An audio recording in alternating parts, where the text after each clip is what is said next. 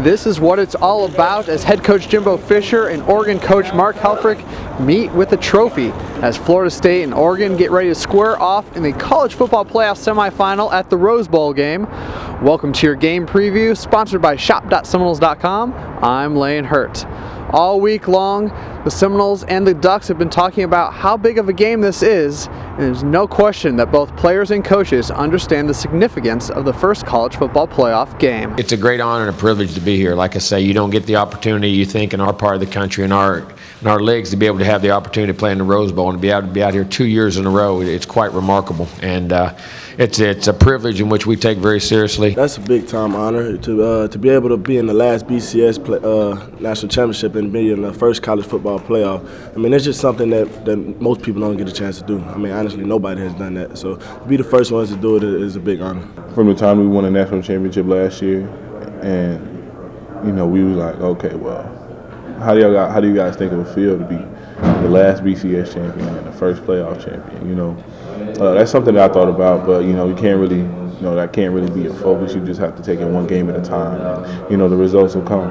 But it's been something that I thought about, and it's an honor. I'm always going to remember this. There's no question Oregon's offense is going to be the biggest test the Seminoles have faced all season.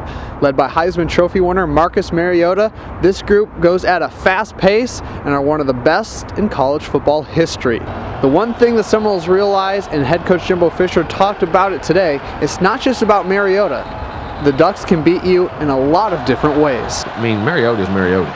I mean, Marcus is tremendous, one of the best college football players ever. I mean, the guy's tremendous, but they have a great offensive line. They're very dynamic in the backfield. They have great speed outside. I think they have a few players that can definitely make a whole lot of plays for them. They have a couple receivers that I think are very explosive and that definitely has made a lot of plays for them. And their running back, they have a good running back that runs the ball hard and can do a lot of things out the backfield.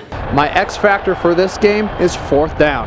The Ducks, once they cross midfield, they love to go for it. They've gone for it 24 times, converting 16. That's best for 14th in the nation. However, the Seminoles defense, 9th in the country, only allowing 6 out of 21 fourth down conversions. As the Seminole player said earlier this week, that can be a big part of this game. I believe the biggest challenge is just winning first and second down and just getting them in third and long. And if they decide to go for it on fourth down, just having to win fourth down too. So I'll just take it as an opportunity. Oregon's defense does not get the praise much like its offense does, but that's not because of lack of success. This defense only allows 22.5 points a game, and the secondary is top-notch. They have forced 25 turnovers this year.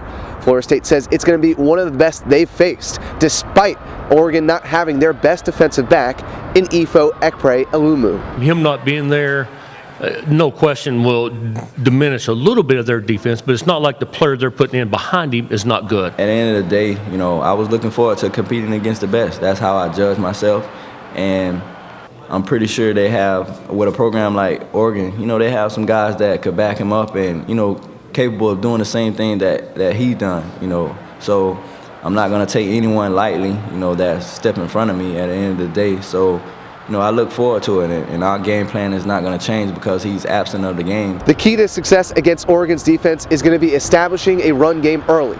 The combination between Carlos Williams' power and Dalvin Cook's speed should be able to put Oregon's defense on their heels. If they could do that early, that will spread things out for Florida State, and it should spell success for the Seminoles. But it all starts up front. Oregon has a tremendous defense, and they have a really good defensive line.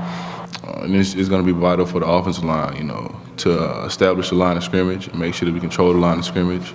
And at the end of the day, we have great players on the outside and in the backfield. So, Jameis is going to get the ball out. Rashad's going to catch the ball. Nate's going to catch the ball, and we're going to spread the ball out and we're just going to play ball. But controlling the line of scrimmage is probably going to be the biggest thing for this game. It's the Noles and the Ducks. 2 p.m. Pacific time in the Rose Bowl game presented by Northwestern Mutual, and it's time to finally stop talking about it and get on the field and play.